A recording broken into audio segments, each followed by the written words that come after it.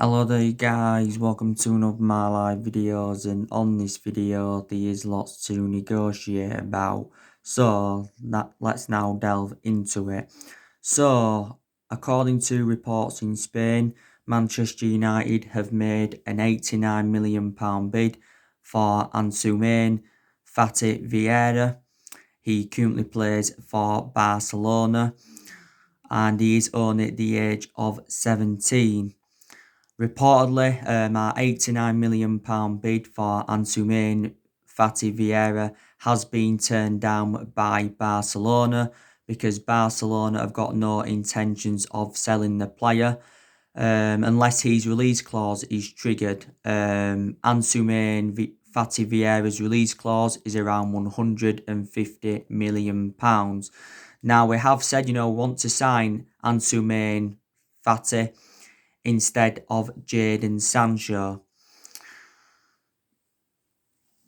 Of course, the player has got a contract with Barcelona until 2022, but Barcelona do have the option to extend it until 2024. Now, this has been his first season in the senior squad with Barcelona. He made his senior debut last August. I think he's actually the second youngest player in history to make his senior debut for Barcelona. Also the youngest player in history to score in the Champions League.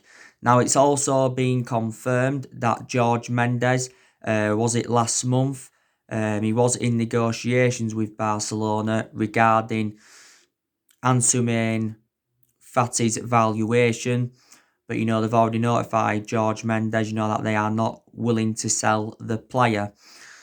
Now, in total, I think he's been at Barcelona for around, 7 years now, because he was in their youth setup for a good 6 years or so. He did join Barcelona's youth setup in 2012. They did actually get him from Sevilla. He's a former Sevilla player, and I think he also used to play for Herrera.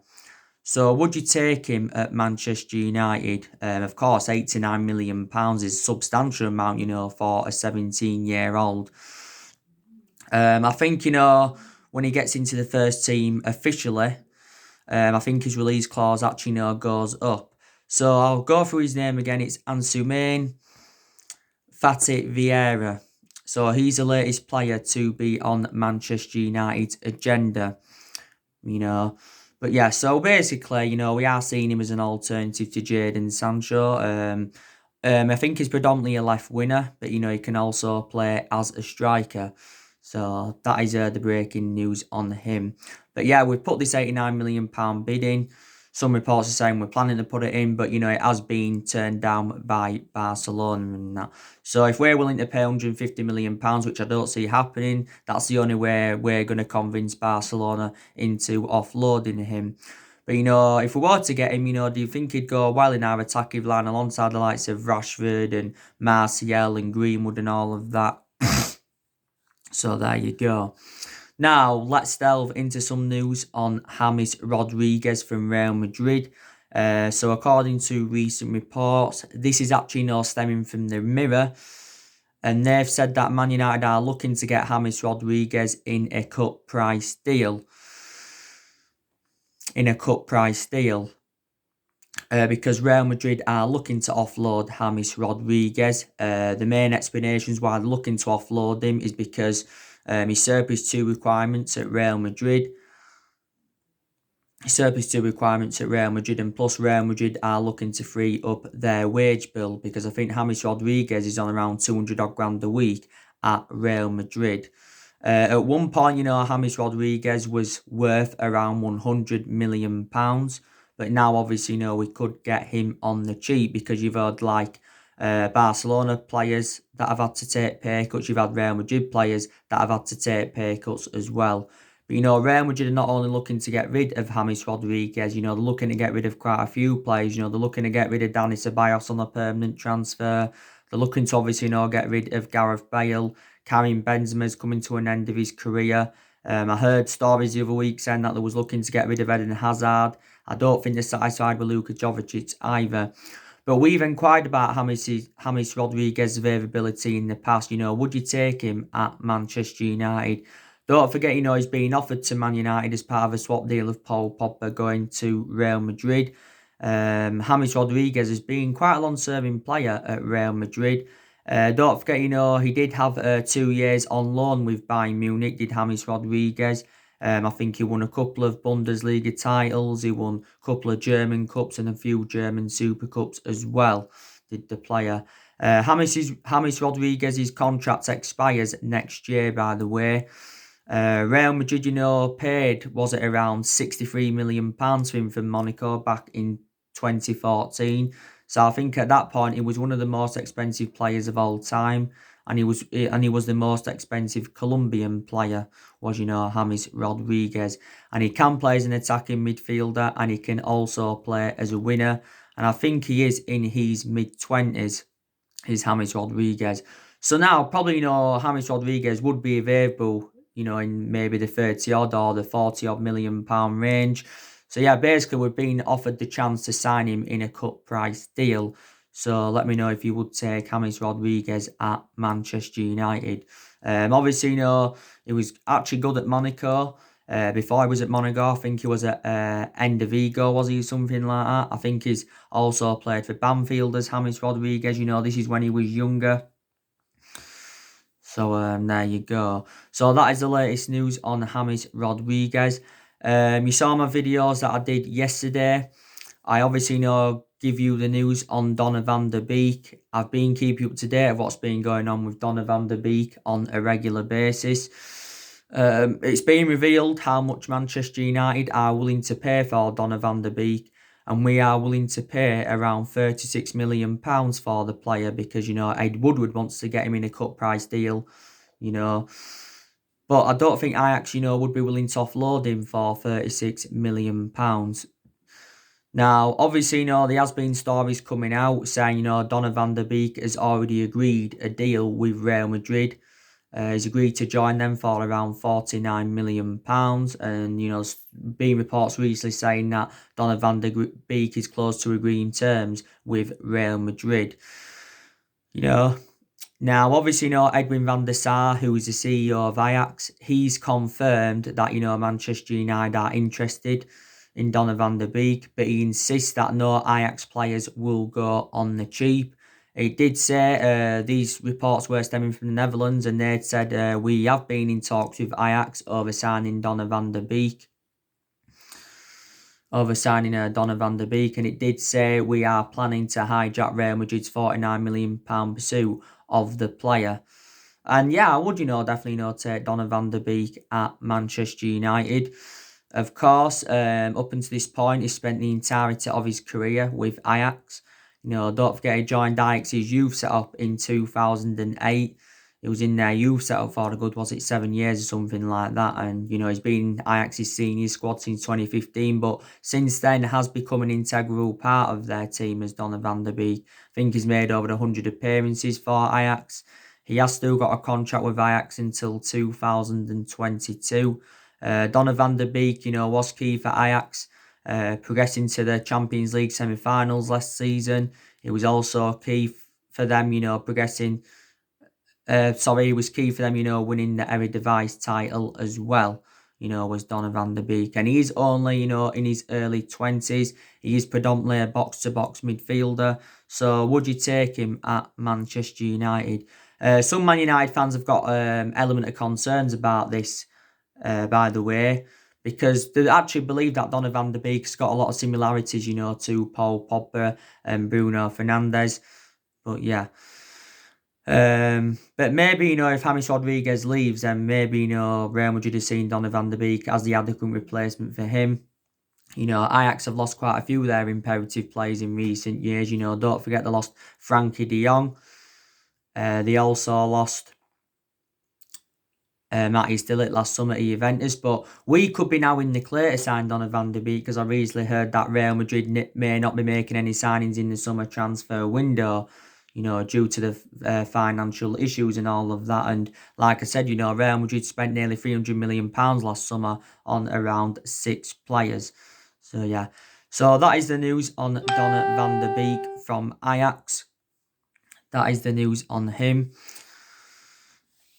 Obviously now I've been keeping up to date as well of what's been going on with Jack Grealish on a regular basis. As you all know now, Jack Grealish is our number one priority target.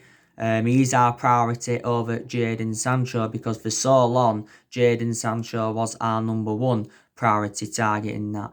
But I think actually no Solskjaer's transfer limit's now been set. Reportedly, we are reluctant to pay any more than 60 or 70 million pounds for any player. So reflects on that. That puts Jadon Sancho's move to Manchester United in doubt because, despite what's going on with the coronavirus and that, Dortmund still remain ruthless over their valuation. They still want at least 100 million pounds for Jadon Sancho. But yeah, Grealish, I do like him a lot. Don't forget, it said from Sky Sports a couple of days ago that Man United's interest in Jack Grealish depends on Aston Villa's survival. So if Aston Villa were to survive relegation, then Villa would be determined to sell Jack Grealish. But if Villa were relegated, then they are reluctant to offload Jack Grealish. But regardless whether they get relegated or not, Villa have said that they do want £80 million. So they do remain ruthless over their valuation. But maybe we've got strong reservations about paying £80 million for Jack Grealish. I think it said a while ago we was hoping to get Grealish for around £50 million. There were stories coming out quite a few weeks ago saying that we could offer Villa up to 5 of our players, to try and get Jack Grealish on the board. Don't forget we've already revealed that Jack Grealish is our preference over James Maddison. The main explanations why is our preference over James Maddison is because he's more versatile than James Maddison. Throughout the course of this season, his stats have been better than Maddison's, and he's a cheaper solution. £80 million is a substantial amount, but Maddison will probably cost at least £100 million, to try and convince Leicester to offload him. But I think Jack Grealish now feels as though he's too good for Aston Villa, far too good for Aston Villa now. He's far too good for Aston Villa, and Villa are just basically failing to match his ability. He has still got a contract with Villa until 2023, but Jack Grealish has been at Aston Villa for several years. He was in their youth academy for a while. He joined Villa at just the age of 6. And, he broke into their senior squad in 2014 and since then has become an integral part of Aston Villa's team. He was key for them getting promotion to the Premier League. It was key for them progressing to the Carabao Cup final was Jack Grealish. And yeah, don't forget Jack Grealish to Man United was in serious doubt back in March. Reflects on that incident with his £80,000 Range Rover, don't forget. It also got revealed that we tried to get Grealish back in 2012. Like I said as well, I take Grealish because he is well Premier League proven. He can play as an attacking midfielder and he can also play as a winner. So his versatility is good. And don't forget, we can double Jack Grealish's wages. But I do expect him to leave Aston Villa. I really, really do now. So yeah, so the news on Jack Grealish. Just want to give you some news, by the way, on Bruno Fernandes. He's recently been named the most valuable. He's been named the most valuable midfielder in the world as Bruno Fernandes. And, like I said, I do like Bruno Fernandes a lot. Bruno Fernandes has enjoyed a fantastic start to his Manchester United career. I think so far Bruno Fernandes has got, 3 goals and 4 assists for the football club so far. We got Bruno Fernandes in a deal worth around £65 million with add-ons included. So Bruno Fernandes is on that list as one of our most expensive signings. And yeah, he's done very, very well for us. And I think Bruno Fernandes is under contract of us, is it until 2025, if I am correct. But definitely Bruno Fernandes is the foreseeable future for Manchester United. And, so far he's replicated at Man United what he did do at Sporting Lisbon. And I've definitely got to say the sign of Bruno Fernandes has saved Ole Gunnar Solskjaer's job at Manchester United because he's aware of the difference that he has made in the team. And like I said to you I'm very, very excited about the prospect of Paul Pogba playing alongside Bruno Fernandes in our midfield. And I think Bruno Fernandes is key to Paul Pogba's future. if they form a good midfield partnership, then I think, Paul Pogba could commit his long-term future at the club and end up signing a new long-term contract. Don't forget, I give you the news on Pogba yesterday. It says we have picked up contract extension talks with Paul Pogba. As it stands at the moment, Pogba's got a year left in his contract, but the club do have an option to extend it for a further year. Probably we will trigger that 1 year extension on Paul Pogba's contract and that. But yeah, I think more or less now Paul Pogba's future's been resolved. He's staying at Manchester United for next season. So that is obviously very, very good. So that is the news on all of that. Like I updated you as well yesterday, Ole Gunnar Solskjaer has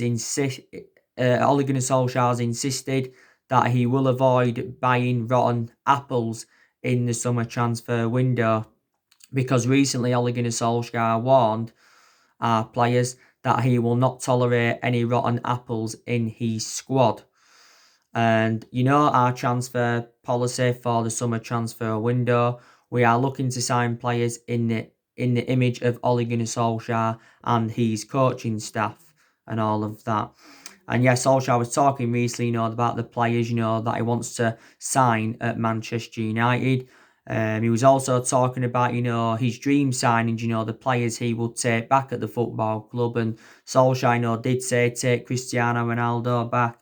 He said he'd take Roy Keane back, and he also said he would take Paul Scholes back as well. So, this is, what he had currently said in that. But like I said to you, Solskjaer, has recently revealed his plans ahead of the Premier League restart.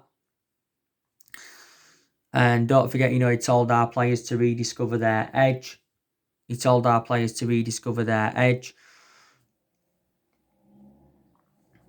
And he says, we have been working on new ideas. And, he says Manchester United have been training very, very well. He's also been explaining his tactics ahead of the Premier League restart. Now, what date are we on? Let's just have a look. We're on the 9th of June. So it's 10 days away now until we play Tottenham. And, I can't wait, to be quite honest with you. The football season, though, is resuming on the 17th of June. Now, like I've said to you, we've got things to look forward to when the season does resume. Don't forget, we're focusing on getting that top four. Obviously, because we want to get qualification for the Champions League for next season. As it stands at the moment, we are sitting 5th in the Premier League and we are just 3 points behind Chelsea. Obviously, the FA Cup and the Europa League's a priority for us, because that's a chance for us getting some silverware on the board under Solskjaer and that. We're into the last 8 of the FA Cup and we're into the quarterfinals of the Europa League. So if we could win both of them, or at least one of them, it would be a memorable first full season for Ole Gunnar Solskjaer. It really, really would, and that. And like I said, want to continue where we left off, because before the football season got suspended, we was in a good vein of form. We are unbeaten in our last 11 games in all competitions. There is 9 games to play in the Premier League, and there's 92 games to play in all competitions. So we do want to finish the season on a high. Like I said, Solskjaer is looking to beat Jose Mourinho for the second time as a manager. And he's also looking to beat Tottenham for the 3rd time as a manager, because he's already beaten Tottenham twice already as a manager since he came in. And he's already, overcome Jose Mourinho once. As you all know, we have got a fully fit squad. Marcus Rashford's now back from his back injury, which is obviously, very, very good news. Like I said, Paul Pogba, he's now back from his ankle injury. But like I updated you the other day, it did confirm that we've got 7 players that are back from injury and that. So I can't wait, until the football season does resume, because the Premier League has been suspended now for a good, 11 or 12 weeks. There you go. Like I said, there's decisions that Manchester United have got to make, for when the season resumes and that. Maybe there's decisions we've got to make ahead of next season. Decisions we've got to make. Angel Gomez, we've got to make a decision on his future, because it looks like at the moment Angel Gomez is going to be leaving the football club, because there's no signs of him signing a new contract. Don't forget, Angel Gomez's contract does expire at the end of this month. And, we put forward a few contract offers, but he's just turned these down. And, these are few clubs that have been interested in Angel Gomez. I think, we've got to make a decision on Delor's future. Solskjaer did say he's determined to keep Delor, but he had stories coming out a few weeks ago saying that Barcelona and PSG were interested in Diego Delor. Obviously, Diego Delor's our backup right back to Wan-Bissaka. We did get Diego Delor in Jose Mourinho's final transfer window. We paid around £19 million for him from Porto. Delor's got a contract of us until 2023. His appearances have been limited this season due to his injuries, Diego Delor's. But obviously, now he's fully fit, which is very, very good news. Like I said, who's going to be our first choice left back? Is Luke Shaw going to remain our first choice left back, or is Brandon Williams going to become our first choice left back? Luke Shaw has been our first choice left back for a while. Luke Shaw's been a long servant at the club. This has been now his 6th season at Manchester United. Don't forget, Luke Shaw missed the first part of the season, due to injury. But, since he came back, he did really, really well. And that's my only element of concern, really, about Luke Shaw, is that, he's injury prone and that. But, he's obviously no more experienced than Brandon Williams at the moment, so we'll probably keep him as our first choice left back. But I still think Brandon Williams has done well in the games he has played in this season. We do know that David De Gea is going to remain our number one goalkeeper. David De Gea has been our number one goalkeeper for several years. It's going to be interesting to see, what formation Solskjaer goes with in the game against Tottenham. And, it's going to be interesting to see which one he goes with for the remainder of the season. On a regular basis this season, he has been going with the 4-2-3-1 formation. A few times he's gone with a 4-3-3. A few times he's gone with 3 at the back. From my own perception, we look more expansive with 3 at the back and that. So, yeah, Solskjaer, it's going to be interesting to see as well what 11 he puts out against Tottenham. I have an idea, of what 11 he's going to put out. I think he's got an idea now of what 11 he's going to, what his 11 is going to be in that. I've already gone through with you, the predicted 11, that he's going to go out with against Tottenham. You already know that.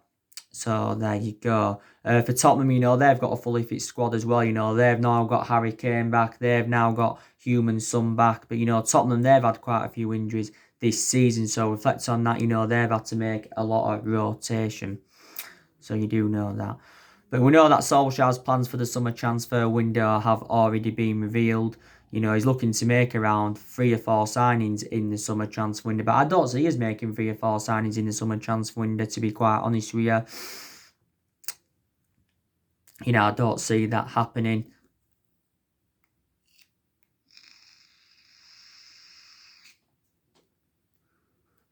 But there you go. And there's big decisions we've got to make in the summer transfer window. What players we're going to recommend in. And, of course, what players we are going to offload. Solskjaer's going to get rid of more players in the summer transfer window because he's still dead wood at the football club. We're going to get rid of minimum 5 players in the summer transfer window. I think, we are going to get rid of Phil Jones because Phil Jones can't even get into the team now. This has been Phil Jones' 9th season at Manchester United. He has been here since the Alex Ferguson era as Phil Jones. We're also, looking to get rid of Rojo on a permanent transfer. There were stories coming out the other week, by the way, saying that Rojo's set to return to Manchester United because he's enjoyed a difficult time at Estudiantes and his loan expires with Estudiantes at the end of this month. But we won't take Rojo back at Manchester United because he wouldn't get in the team anyway. The news on Chris Smalling is positive from our perspective because there were stories coming out of the media yesterday saying that Ed Woodward is close to Man United are close to confirming the sale of Chris Smalling after Ed Woodward had held a meeting and that. And reportedly Chris Smalling's close to joining Roma on a permanent basis. I think we are going to loan Chris Smalling out to Roma for another season. We're going to demand around £3 million for him to be loaned out again to Roma. Then there's going to be an obligation to buy included in the deal. And I think that will then cost Roma around £13 million. But I think we've said at the moment we want around £20 million to let him go permanently. But Roma are struggling to meet our valuation. But Smalling, he was recently talking at the time, saying that he was thinking about playing abroad, and now he's doing that at the moment. And he says he's got no regrets leaving Manchester United. And Paulo Finesca, the Roman boss, did say that he wants that he said that Smalling wants to stay at Roma. Smalling, did enjoy 9 years at Manchester United, so, he was a very, very long-serving player. Enjoyed some good games, but also enjoyed a lot of bad games as well. So looking to get rid of him on a permanent transfer, Chris Smalling. We're looking to get rid of Sanchez permanently as well, Alexis Sanchez. If we could get rid of Sanchez permanently, it will free up our wage bill completely. Because Sanchez's wages at Manchester United are like, 400 grand a week, rising up to 500 grand a week based on the image rights and the bonuses. Sanchez is out on loan at Inter Milan at the moment. Don't forget, got confirmed the other week that Sanchez will be staying at Inter Milan until the end of the season. And then, Inter Milan will then make a decision what they're going to do with him. Inter Milan have no option to buy Sanchez, or there's no obligation to buy him. Sanchez joined Inter Milan on a 10-month loan last summer, and he's enjoyed, a very, very difficult time at Inter Milan. But he also enjoyed a difficult 18 months at Manchester United, don't forget. He's still got a contract with us until 2022. We're looking to get rid of Lingard because he's probably the worst Manchester United player. We're also looking to get rid of Andres Pereira as well. We're looking to get rid of Andres Pereira. Like I said, Angel Gomez could go on that. James Garner may be loaned out because, he's found game time very, very difficult and that. So, yeah, players are going to leave Man United in the summer transfer window. So, if we do that, we are going to generate money. But I think a total of 19 players have been offloaded since Solskjaer came in. Around 8 or 9 senior players have left, and around, I think around 10 young players have left the football club. And, Solskjaer, of course, has been at Manchester United for a year and a half now. So he has been here for 18 months. And like I said, I have taken positives from Solskjaer's tenure, and I've also taken negatives in that. But I've got to make an admission. I have definitely seen improvements under Solskjaer. Like I said, there's a lot of players that have improved under Solskjaer. Like I said, Fred's done really, really well. He's been given his chances this season. I think players in general have improved, but I think definitely the top players have improved. Likes of Martial's done well, Rashford's done well, Luke Shaw's done well and all of that. With Pogba, haven't really had the perception on him this season because he's hardly played, but we'll see how he does, when the football season resumes. But, top players, that we've got enjoyed a very, very difficult time under the Jose Mourinho era. And that was one of the main explanations why Jose Mourinho got sacked from the football club. Because he's got a bad reputation, with the top players, as Jose Mourinho and that. We've also improved in the transfer market under Solskjaer. That's a positive as well.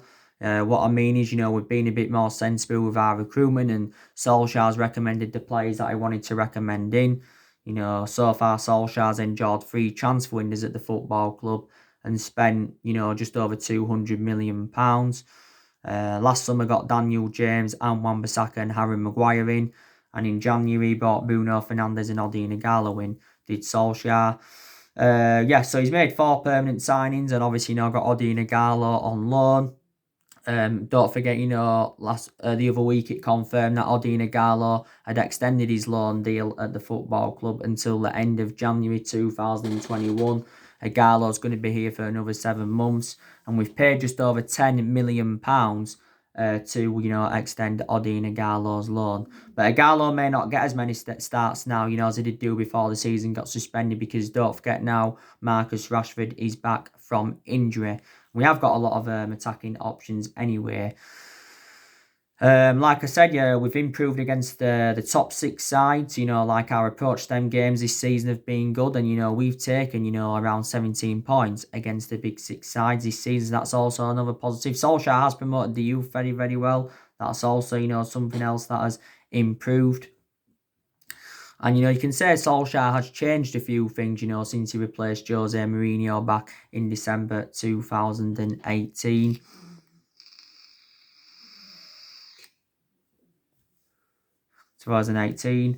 Don't forget there were stories coming out the other week saying that we'd taken a £140 million loan from our £150 million revolving credit facility to help us through the coronavirus crisis and to help us get the right calibre players into the football club. Don't forget Ed Woodward did say the other month that we will remain competitive in the summer transfer market, but Ed Woodward also did say that we won't do business as usual in the summer transfer market. So he ruled out Galactico signings to Manchester United and that. So there you go.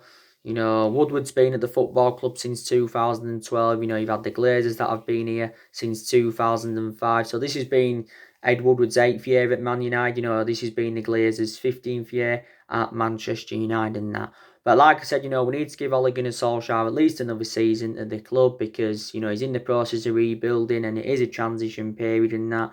I think disregarding Solskjaer being a club legend, I think he would have been sacked by now because earlier on in the season, Solskjaer, was so close to getting sacked by Manchester United. He was so close to getting sacked. At that point, there was talks of Massimiliano Allegri coming in. There was also talks of Mauricio Pochettino coming in as well. So there you go. And, some United fans have got different perceptions on Solskjaer. Some United fans think he's the foreseeable future for the club and he can get us back to where we want to be. And some United fans think we need a manager in at the top level, such as a Jurgen Klopp or a Pep Guardiola. But time will tell with Solskjaer, because not every manager does settle in straight away. He wants to build a team. He wants to build the next great Manchester United team and that. So there you go. And don't forget our net debt is just over £429 million. And, we haven't really got the structure to keep sacking managers anyway because Manchester United are not known for a sacking football club, despite the fact that we have sacked 3 managers since the Alex Ferguson era.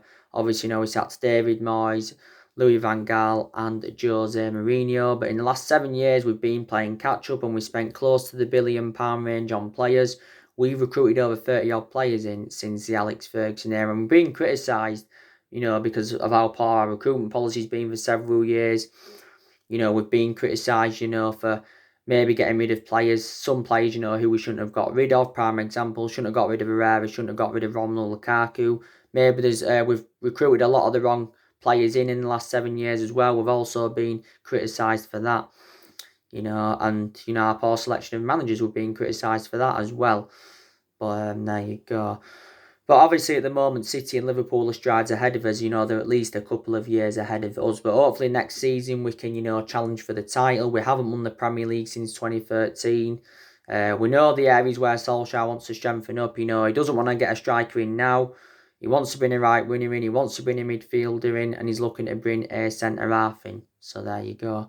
So anyway, guys, that's everything to update today. Drop your comments, likes below on the channel. If you do, consider subscribe as always. And take care. God bless. And I'll see you all again very, very soon.